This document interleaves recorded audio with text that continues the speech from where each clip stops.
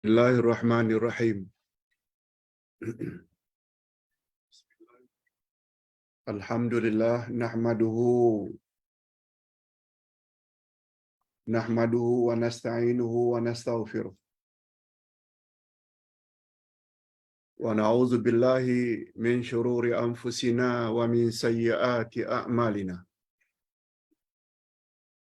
Man yahdihillahu fala mudilla lahu wa man yudlil fala hadiya lahu.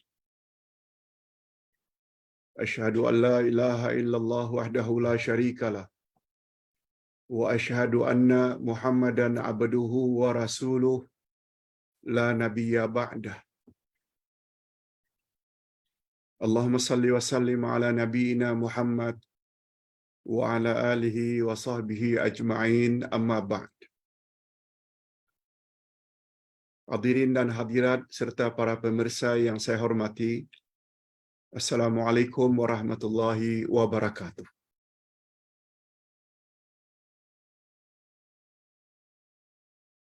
Alhamdulillahi ala kulli hal. Kita bersyukur kepada Allah dalam semua keadaan. Pertama, Ustaz mohon maaf karena tidak sempat umumkan tadi ketika kuliah duha, adanya kuliah zuhur sekarang ini. Ustaz hanya umumkan tentang kuliah isya nanti. Rupanya pada hari ini, Rabu 8 Mac 2023, Ustaz ada 3 sesi kuliah. Kuliah duha jam 10, kuliah zuhur jam 1, dan selanjutnya insya-Allah kuliah isya jam 9.15 malam nanti.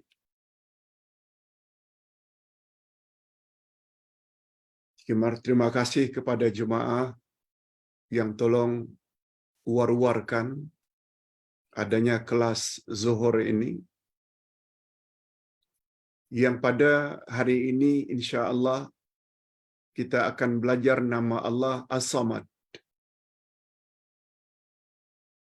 yang maha diminta.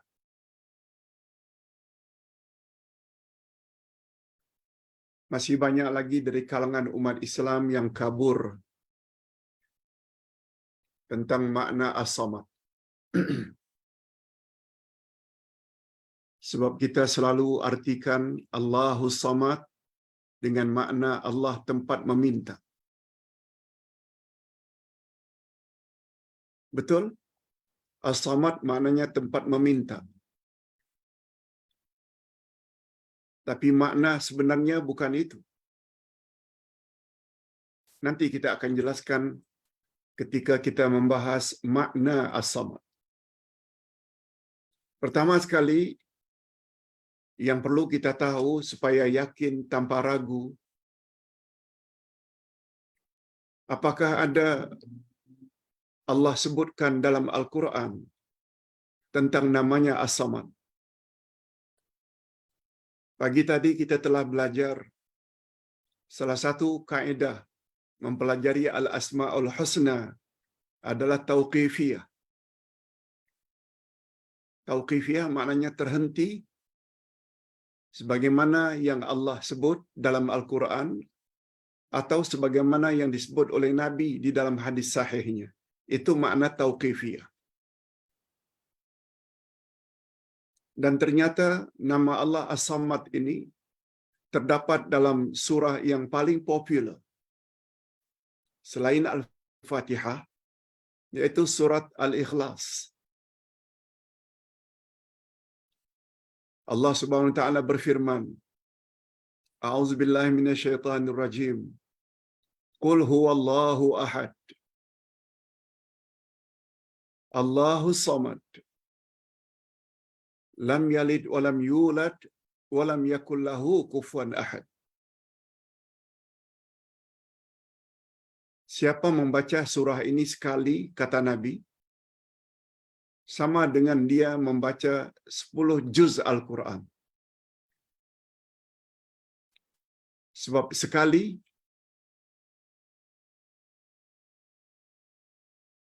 Membaca surat Al-Ikhlas dari awal hingga akhir yang hanya 4 ayat sama dengan kita membaca 10 juz Al-Quran. Dengan kata lain, bila surat Al-Ikhlas dibaca 3 kali, maknanya sama kita mendapat ganjaran membaca sekali khatam Al-Quran. Nah, di dalam surah yang sangat istimewa ini, Allah menyebut selain namanya Ahad, Qul huwallahu ahad, Allah juga sebut Allahus Samad. Allah itu tempat meminta. Demikian selalu diterjemahkan As-Samad dengan tempat meminta.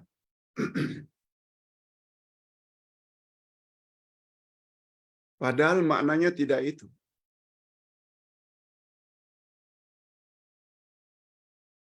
Lam yalid wa lam yulad.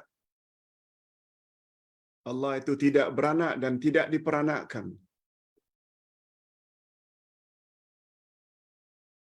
Walam yakul lahu kufuwan ahad, dan dia tidak serupa dengan apapun juga. Okey. Dan banyak lagi hadis-hadis Nabi yang sahih menyebut tentang nama Allah As-Samad ini.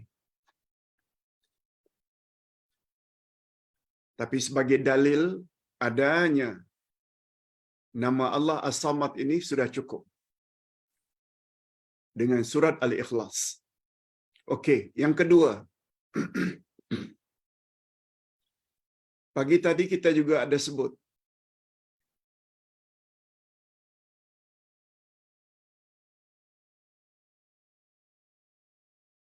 berdasarkan hadis sahih riwayat Imam Bukhari dan Imam Muslim. Inna lillahi tis'atan wa tas'ina isma, mi'atan illa wahida, man ahsaha dakhalal jannah. Hadis riwayat Bukhari dan Muslim. Allah memiliki 99 nama. 100 kurang 1. Sesiapa yang memeliharanya, dia layak masuk syurga. Tadi kita dah jelaskan dalam salah satu kaedah mempelajari Al-Asma'ul Husna, kaedah yang kelima, yaitu nama Allah tidak ada batasannya. Nama Allah tidak ada batasannya. Dengan kata lain, nama Allah lebih daripada 99. Sebagaimana dalil telah terjelaskan pagi tadi dalam kuliah duha. Sebab Nabi Muhammad sallallahu alaihi wasallam ketika berdoa kepada Allah sambil bertawassul, kami bertawassul kepada Engkau ya Allah dengan nama-nama yang Engkau simpan di dalam khazanah ilmu ghaib-Mu. Maknanya terdapat nama-nama Allah yang Allah tidak beritahu kepada insan. Hatta kepada para rasul Allah tak beritahu. Apalagi terhadap kita selaku umat. Nabi saja memohon, Allahumma inni as'aluka. Ya Allah, aku mohon kepadamu dengan nama-namamu yang Engkau tetapkan di dalam Quran, dengan nama-namamu yang Engkau beritahu kepada orang yang Engkau kehendaki, dan melalui nama-namamu yang Engkau simpan di dalam ilmu ghaib milikmu. Maknanya ada nama Allah yang tidak Allah beritahu kepada manusia seorang pun, hatta kepada para rasul. Cuma apa yang Ustaz ingin sebutkan di sini,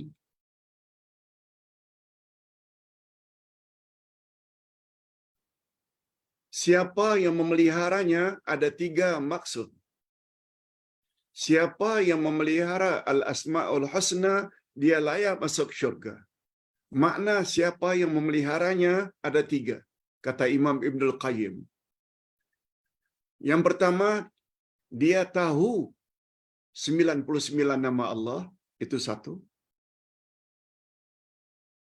Tidak boleh kurang. Yang kedua, dia memahami makna setiap nama Allah. Setiap nama Allah berbeza-beza. Al-Hayyu maknanya maha hidup. As-Sami maknanya maha mendengar. Al-Alim maha mengetahui. Al-Hakim maha bijaksana. Rupanya kita perlu tahu makna setiap nama Allah. Tak boleh tidak. Itu syarat untuk masuk syurga. Nah, yang ketiga, makna barang siapa yang memeliharanya dengan maksud kita hendaklah memohon kepada Allah dengan menyebut nama-nama Allah, Ya Hayyu, Ya Qayyum, Ya Aziz, Ya Jabbar, Ya Muhaimin, dan lain-lain. Okey. Nah, kalau begitu Pak Ustaz, apa makna As-Samad? Yang selalu diartikan dengan Allah tempat meminta.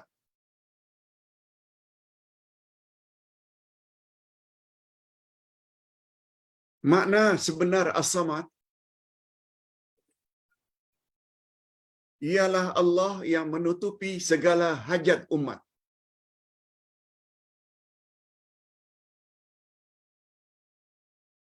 As-Samad menurut bahasa al-maqsudu fi jami'il hawaij 'ala dawam, yang menjadi tujuan dalam semua hajat dan keperluan secara berkekalan. Dengan kata lain, Allah memenuhi segala hajat makhluknya. Apakah makhluk itu manusia? Apakah makhluk itu jin? Apakah makhluk itu tanam-tanaman? Apakah makhluk itu binatang? Apakah makhluk itu malaikat? Semua berhajat kepada Allah.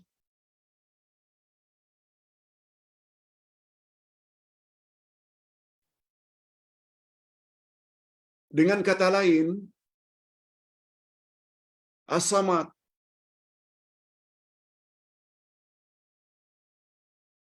diambil dari perkataan As-Simad. As-Samad diambil dari perkataan As-Simad. As-Simad itu ini, penutup. Penutup dalam bahasa Arab dipanggil dengan As-Simad. As-Samad, penutup.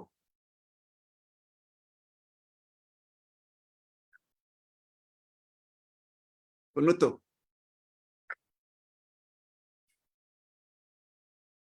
Jadi Allahus Samad, Allah penutup segala hajat dan keperluan umat.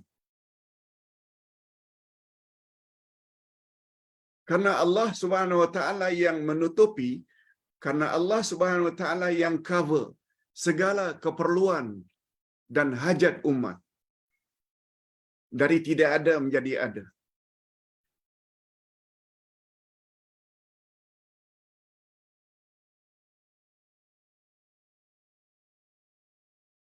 Yang dipanggil dengan nikmatul ijad, nikmat mengadakan.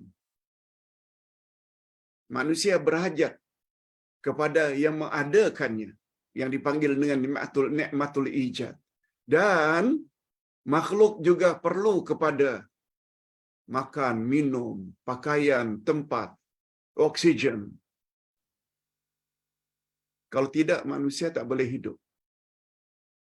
Untuk survival, perlu makan, perlu minum, perlu tempat, perlu pakaian. Nah, itu namanya nikmatul imdad. Dengan kata lain, siapa yang cover?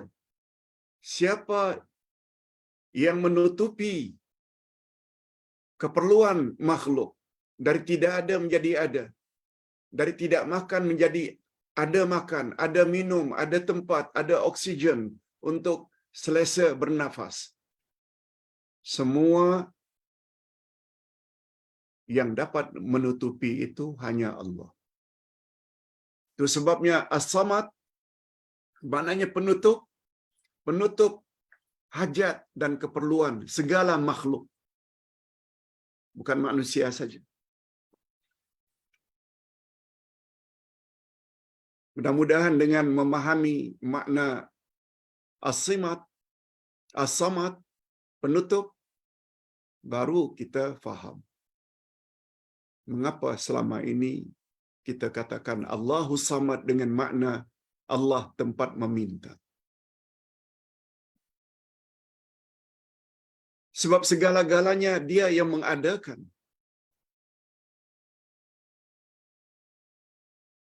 Kita minta sehat, berhajat pada sehat, Dia yang menyehatkan. Kita minta makan, Dia yang memberi kita makan, menurunkan kita rezeki. Minum, pakaian, tempat, semua Allah yang mengadakan, yang cover.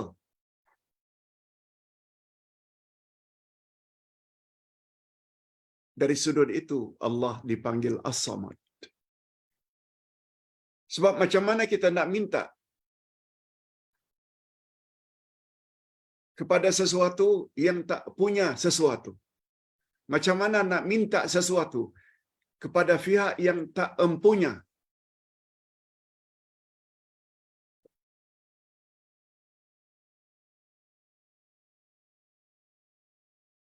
Itu sebabnya dalam pepatah Arab, bagus juga kita tahu. Pepatah Arab menyebut, faqidu syai' la yu'ti. Orang yang tidak memiliki, dia tidak boleh memberi.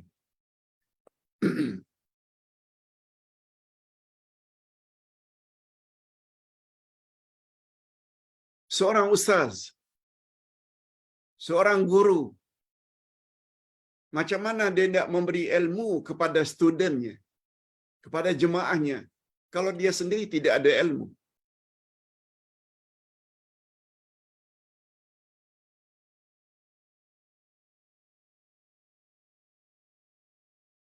Sebelum dia mengajar, dia mesti buat persiapan mengajar. Alhamdulillah, ustaz mengajar menggunakan buku yang ustaz sendiri tulis, seperti Al-Asma'ul Husna, Akidah, Tafsir, dan lain-lain. Alhamdulillah, ustaz menguasai. Ustaz memiliki, walaupun tak seberapa, ilmu untuk ustaz sampaikan pada audiens. Ini maknanya faqidu syai' la yu'ti. Siapa yang tidak mempunyai sesuatu, pasti dia tidak akan boleh memberi.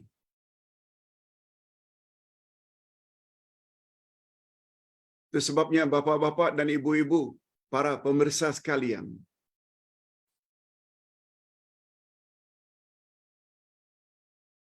macam mana hendak suruh anak salat kalau si bapa sendiri tak salat?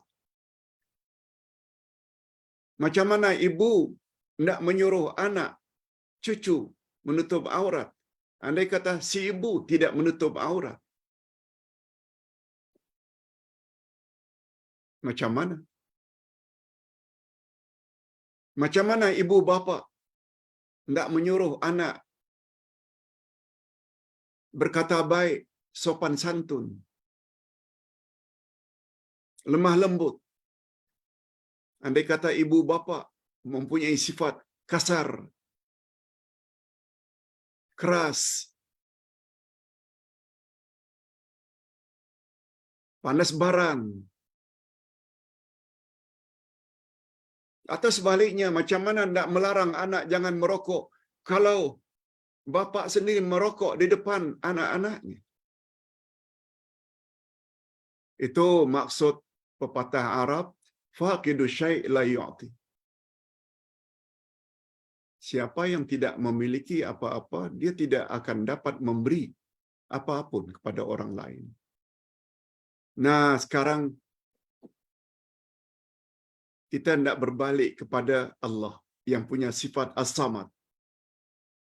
As-Samad maknanya menutupi segala keperluan dan hajat umat. Oleh sebab itu, dia diartikan dengan bahasa mudah Dia adalah tempat kita meminta. Mengapa kita meminta kepadanya? Karena segala-galanya adalah milik Dia.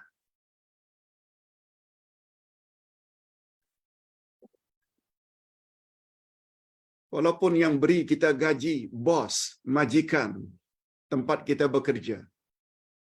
Tapi sebenarnya yang memberi kita rezeki bukan bos, bukan majikan. Mereka hanya sekedar penyalur saja. Rezeki itu datang daripada Allah. Ar-Razzaq. Allah Maha pemberi rezeki.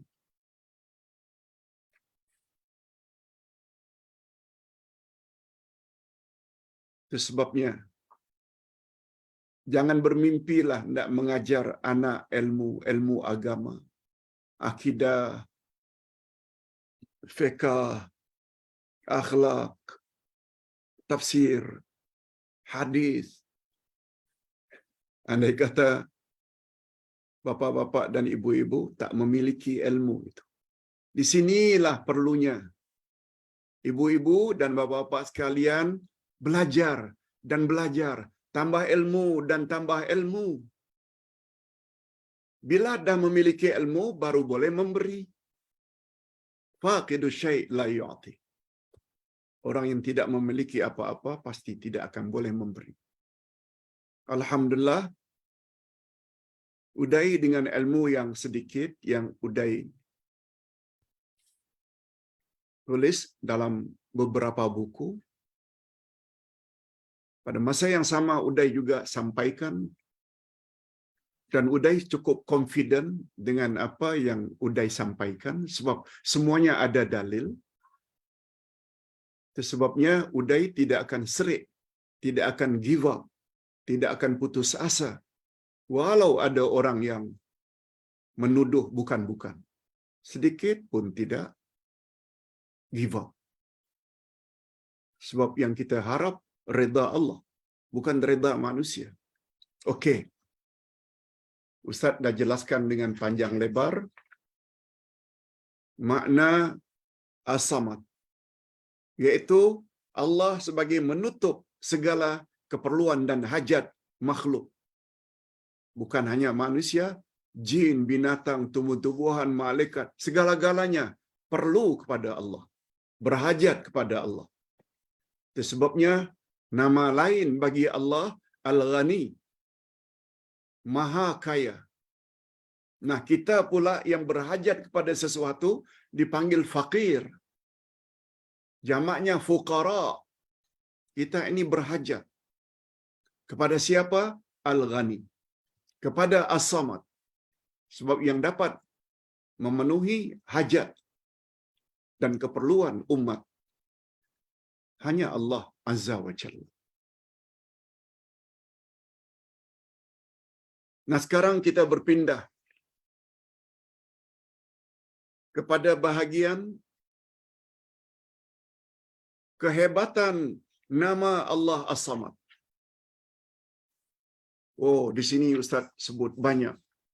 Ada 8 kehebatan nama Allah As-Samad. Pertama sekali, dialah As-Sayyid, tuan atau majikan, yang maha sempurna ketuanannya. Kita ada majikan, kita ada tuan. Tapi tuan kita tidak sempurna. Bila dah tua, sakit juga. Bila dah sampai umurnya, mati juga. Tetapi As-Samad dengan makna As-Sayyid, tuan, ketuanan Allah itu tidak pernah berakhir. Semua kita tahu, kita sudah belajar, salah satu nama Allah juga adalah As-Sayyid.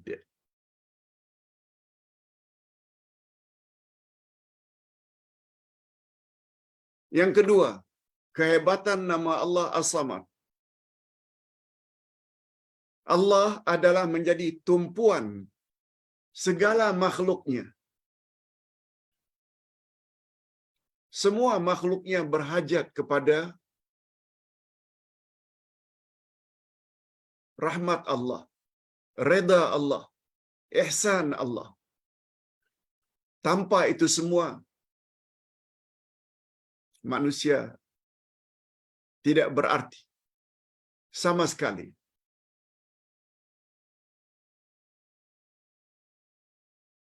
Sebagaimana kita sebutkan tadi, kita yang dulunya tidak ada, akhirnya ada. Lalu Allah adakan yang dipanggil dengan nikmatul ijad. Kita yang tidak ada makanan, tidak ada minum, tidak ada pakaian. Lalu Allah SWT bagi, akhirnya ada pakaian, ada makanan, ada minuman. Ada kesehatan, ada kekuatan. Semua Allah yang bagi.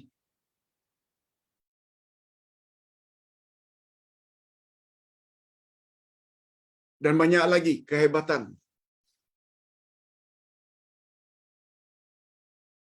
Keberadaan Allah berterus-terusan, tidak berakhir dengan kebinasaan. Allah tidak pernah dan tidak akan mati.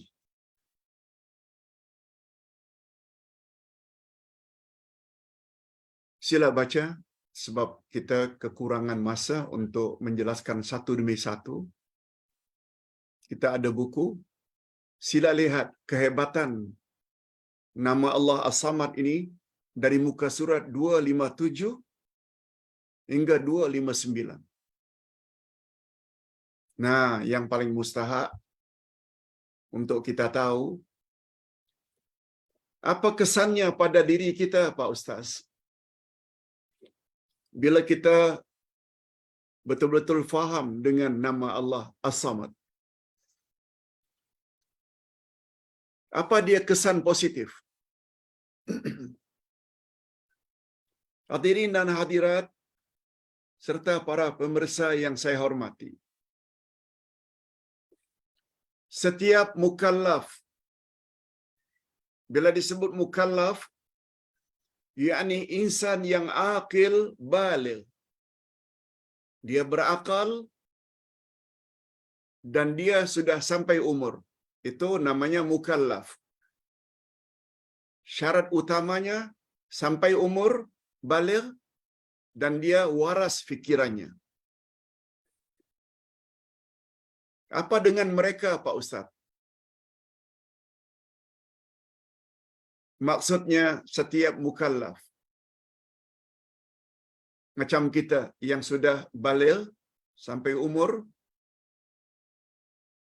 kita pula waras, wajib mengetahui bahawa la samanadiyah, la samadaniyah, tiada samadaniyah, yakni tidak ada ketergantungan kecuali hanya kepada Allah. Itu makna la samanadiyah. Dari kata samad, la samadiyah, la samanadiyah.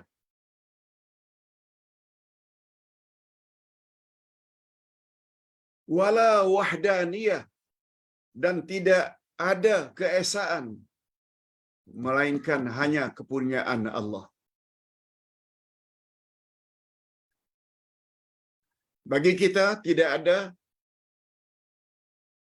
samadaniyah, ketergantungan, tidak ada wahdaniyah, keesaan, kecuali kedua-duanya milik Allah. Itu sebabnya kedua-dua sifat ini digandingkan oleh Allah dalam dua nama yang berurutan. Qul huwallahu ahad, Allahus samad. Katakan, hai Muhammad, Allah itu Esa.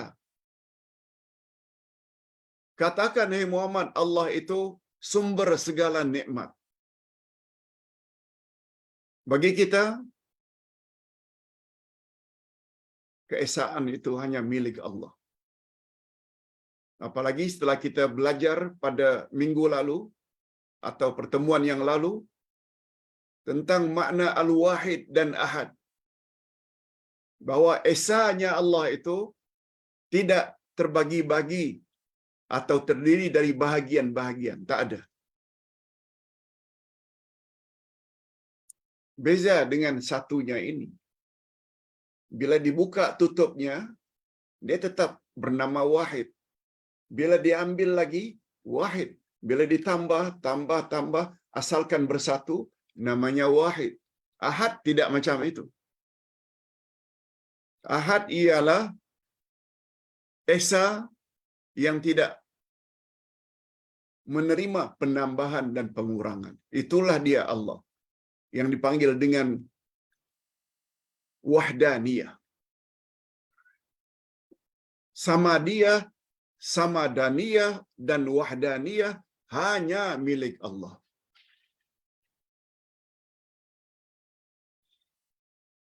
Oleh itu,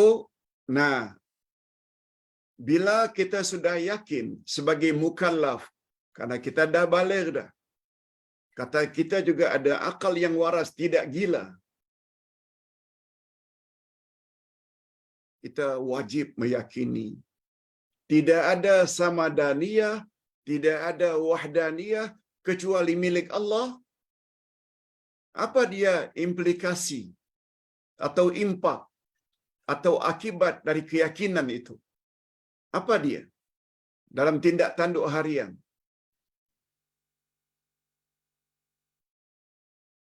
Impak atau akibat dari keyakinan tersebut, maka setiap mukallaf mesti mempunyai sikap seperti berikut.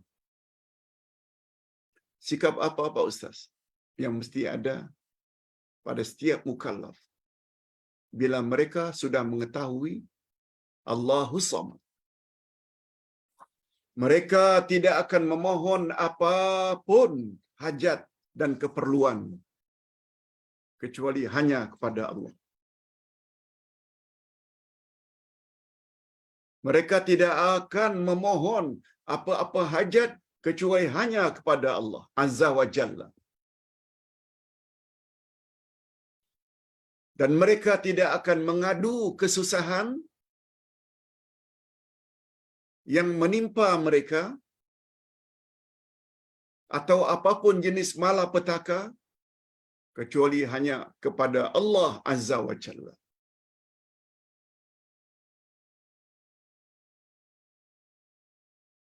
Maksud Ustaz mengadu ya,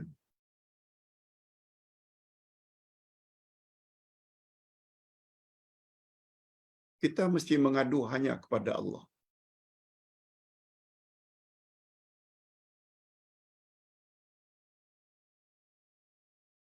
Kita merasa susah dari sudut ekonomi, minta pada Allah. Kita merasa sakit, mohon disembuhkan oleh Allah. Kita minta apa saja. Kesan dari keyakinan terhadap wahdaniyah dan samadaniyah, kita hanya minta kepada Allah. Tapi itu tidak bermakna kita meninggalkan usaha. Usaha tetap usaha. Pergi dokter ke, jogging ke, makan obat ke, kita seleksi pemakanan ke, itu usaha.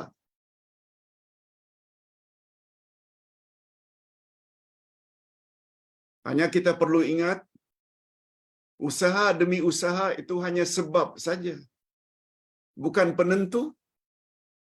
Penentu segala-galanya adalah Allah. Itu yang dimaksudkan dengan wahdaniyah dan samadaniyah. Ustaz buat contoh. Ustaz haus. Ustaz minum. Bismillah.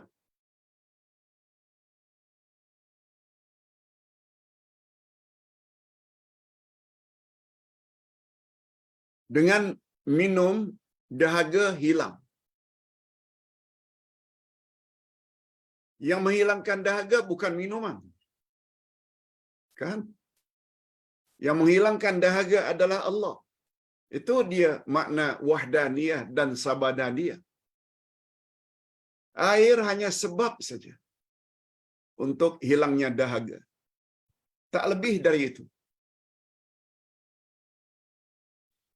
Kalau kita lapar, kita makan. Bila datang kenyang, yang mengenyangkan kita adalah Allah. Bukan makanan. Makanan hanya sebab saja. Bila kita sakit, kita berobat. Telan pil, kapsul, sirap, dan lain-lain. Lalu, Setelah itu datang kesembuhan. Yang menyembuhkan kita adalah Allah, bukan dokter, bukan obat. Itu maksudnya wahdaniyah dan samadaniyah.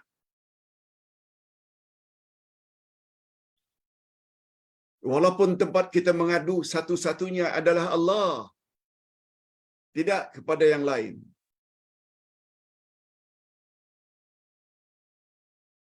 Namun pada masa yang sama kita mesti berusaha. Minum, makan, berobat, ke dokter, ke hospital, ke klinik. Itu semua adalah usaha.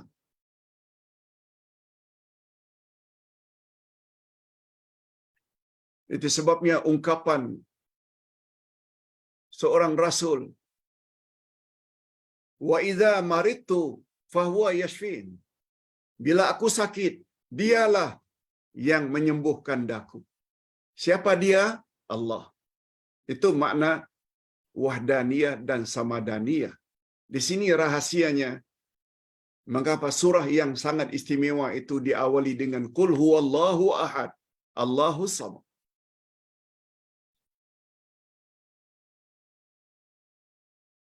Hadirin dan hadirat serta para pemirsa yang saya hormati.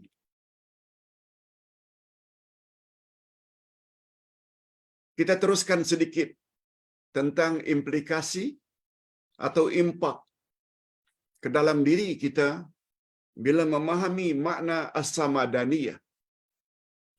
Jika seseorang dijadikan oleh Allah sebagai hambanya yang senantiasa mementingkan urusan agamanya, macam kita utamakan urusan agama kita, itu nomor satu. Mementingkan urusan dunianya dan menjadikan lidahnya dan tangannya senantiasa suka membantu untuk memenuhi keperluan makhluknya yang lain. Kita tolong orang lain. Sama ada dengan tangan, beri sesuatu. Atau dengan lidah, beri pencerahan, beri jawaban dengan dalil-dalil bila ada yang bertanya. Bila itu yang kita lakukan. Atau menolong meringankan kesusahan sesama makhluk. Ustaz ulang sekali lagi. Jika ada manusia yang mementingkan urusan agamanya, dia belajar akidah, dia belajar tafsir, dia belajar hadis, dia belajar al-asma'ul husna untuk memperbaiki agamanya, dan mementingkan urusan dunianya, antara lain suka menolong orang lain yang susah,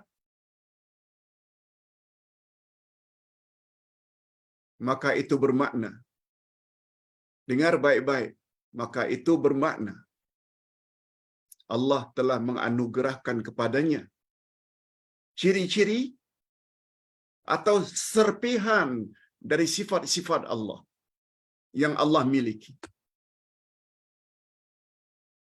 Betul tak Allah suka menolong orang yang susah? Betul tak Allah Subhanahu wa taala yang senantiasa mengajak manusia kepada kebenaran, jalan yang lurus, kepada al-haq?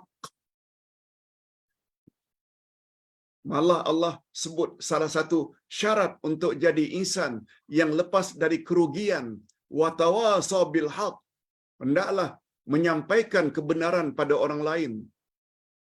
Lalu ada ustaz-ustaz yang tidak letih-letih, tak jemu-jemu untuk menyampaikan kebenaran kepada orang ramai, sehingga orang ramai dapat manfaat.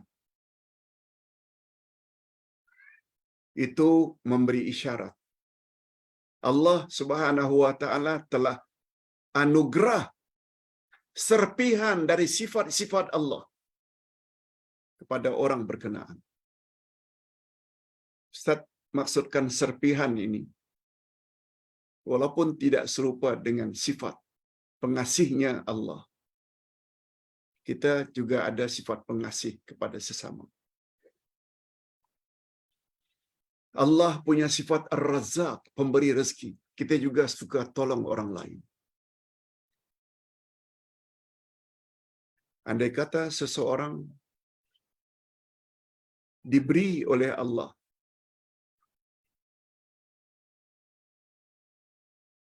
sifat-sifat mulia tersebut, suka memberi pencerahan, suka menyampaikan kebenaran,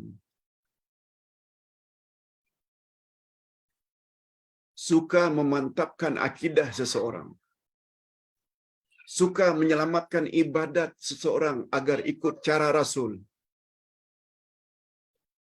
itu bermakna Allah telah anugerahkan pada diri orang itu serpihan dari sifat-sifat Allah.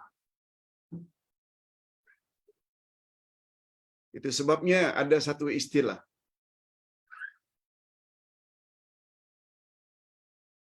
sifat Allah dengan sifat makhluk boleh sama,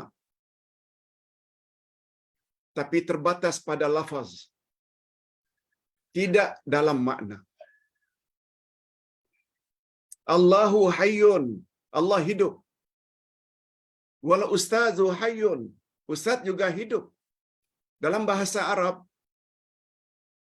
untuk menyatakan Allah itu hidup, hayyun, untuk menyatakan manusia hidup juga hayyun, sama exactly.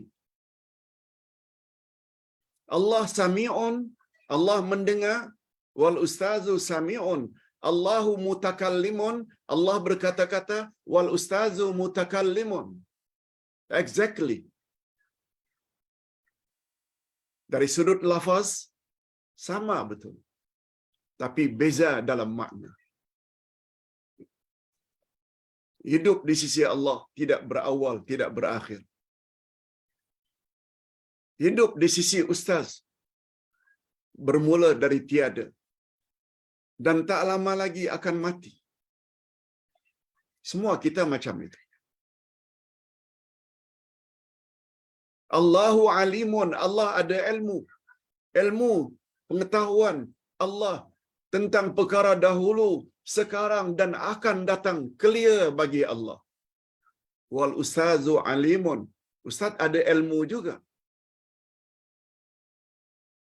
terhadap yang telah lalu dan yang sekarang, tapi tentang al-mustaqbal, future, walau hanya 2-3 minit akan datang, ustaz tak tahu. Di situ terbatasnya ilmu manusia. Tapi alimun untuk Allah, alimun untuk manusia sama exactly. Itu sebabnya sifat Allah dengan sifat makhluk boleh sama dalam lafaz, ucapan, tapi beza dalam makna. Yes, itu maksudnya.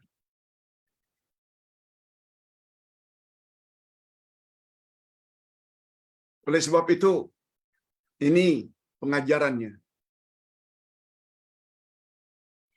Tidak menjadi kesalahan jika manusia memiliki sifat-sifat mulia sebagaimana sifat-sifat milik Allah. Bukan suatu kesalahan. Malahan Islam justru sangat menggalakkan kita memilikinya.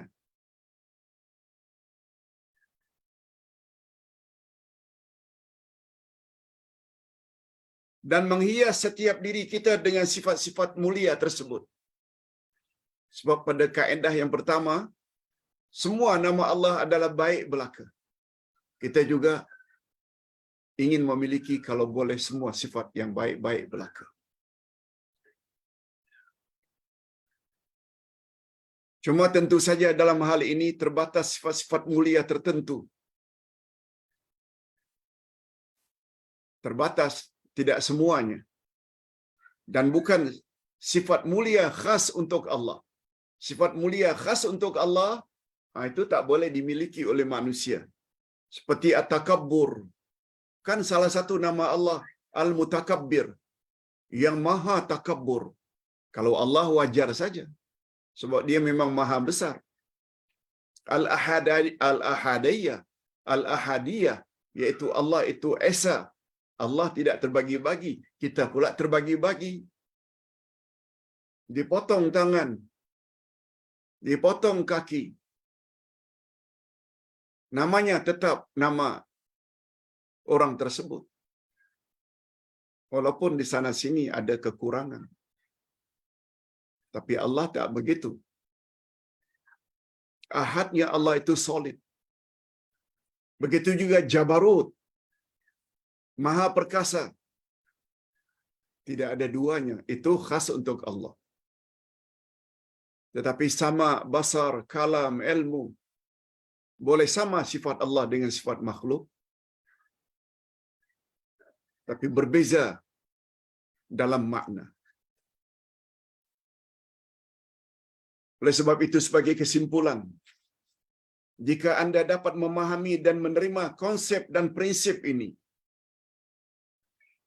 yakni sifat makhluk boleh sama dengan sifat Allah dalam hal lafaz,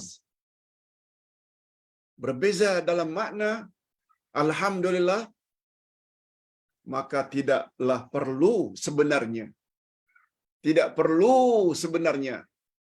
Tolong ingat, ini poin penting. Kalau manusia sudah faham sifat Allah boleh sama dengan sifat makhluk hanya dalam lafaz, tidak dalam makna, apa dia punya implikasi bila konsep itu kita terima? Sifat-sifat Allah tidak perlu ditakwilkan dengan makna yang lain. Itu maksudnya. Kita ada tangan, Allah juga ada tangan. Gunakan prinsip istilah tangan untuk Allah dan untuk manusia sama istilah tangan, lafaz tangan. Tapi yang pasti, tangan Allah tak sama dengan tangan makhluk. Selesai masalahnya. Allah ada wajah, kita juga ada wajah.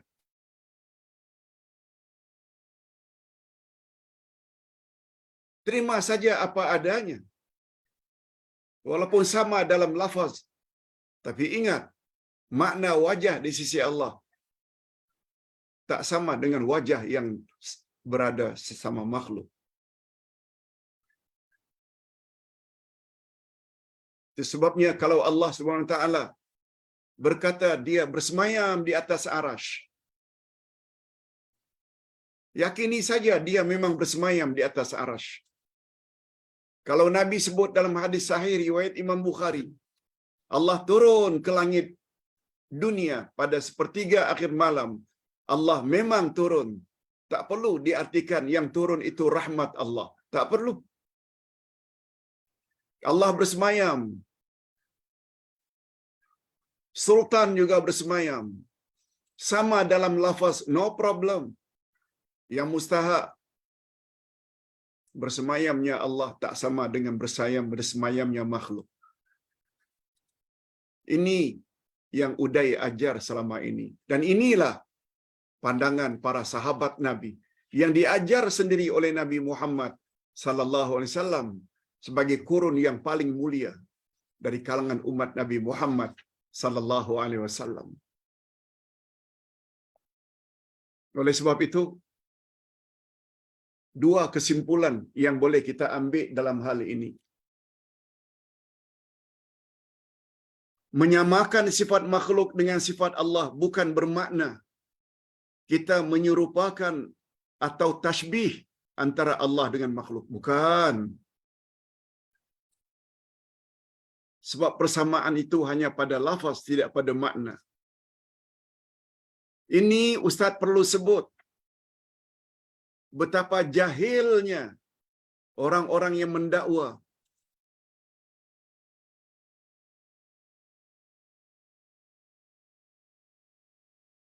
Sebagaimana dakwaan pihak-pihak tertentu. Hanya golongan yang jahil konsep dan prinsip ini sajalah yang bersikap demikian. Wal'iyadzubillah. Kalau awak katakan Allah ada wajah, itu bermakna awak telah menyamakan Allah dengan makhluk. Begitu komennya. Kalau Allah katakan, awak katakan Allah bersemayam di atas arasy, itu bermakna Allah telah bertempat. Semua dakwaan ini adalah dakwaan orang yang jahil terhadap konsep nama Allah boleh serupa dengan nama atau sifat makhluk hanya pada lafaz tapi tidak dalam makna. Kalau Nabi Muhammad sallallahu alaihi wasallam katakan Allah turun ke langit dunia, lalu mereka mendakwa itu bermakna anda telah menyamakan Allah dengan makhluk. Allah turun, awak juga turun. Padahal kita dah sebut sama hanya dalam lafaz, beza dalam makna. Jadi yang kedua, mereka yang konsisten dengan konsep dan prinsip ini tidak akan mentakwilkan sifat Allah kepada makna yang lain. Seperti bersemayam, mereka tafsirkan dengan memerintah di atas arasy. Allah turun ke langit dunia sepertiga akhir malam, sebagaimana tersebut di dalam hadis riwayat Imam Bukhari.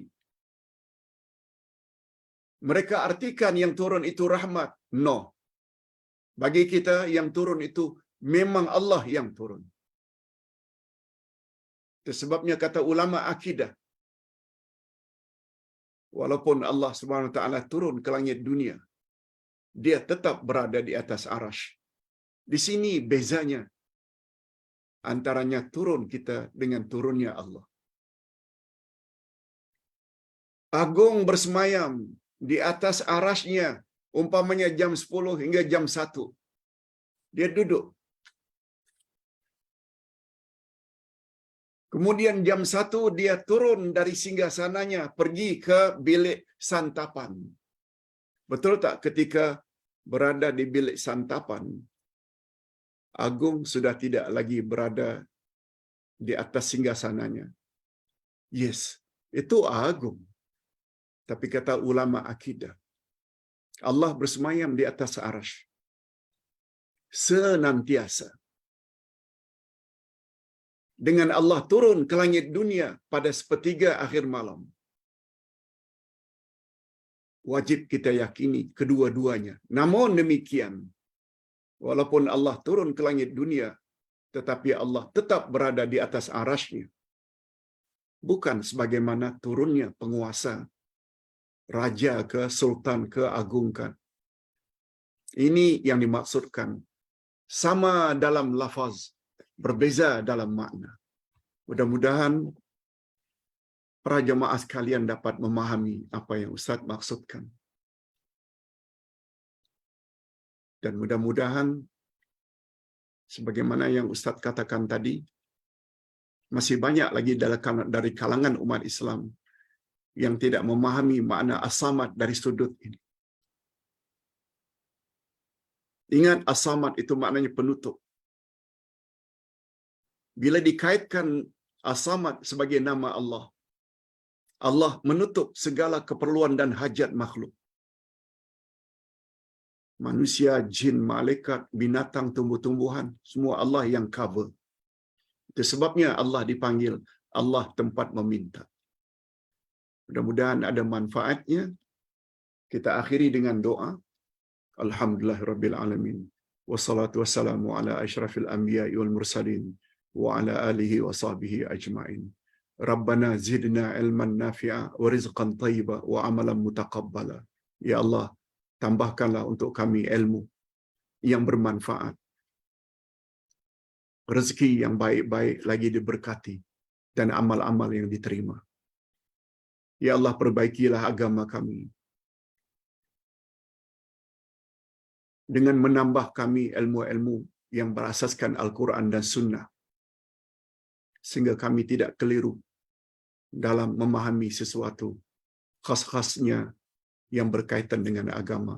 Wa sallallahu ala nabiyyina Muhammad wa ala alihi wa sahbihi ajma'in. Subhana rabbika rabbil izzati amma yasifun wa salamun alal mursalin walhamdulillahi rabbil alamin. Assalamualaikum warahmatullahi wabarakatuh. Subhanakallahumma wa bihamdik. Asyhadu an la ilaha illa anta astaghfiruka wa atubu ilaik. Assalamualaikum warahmatullahi wabarakatuh.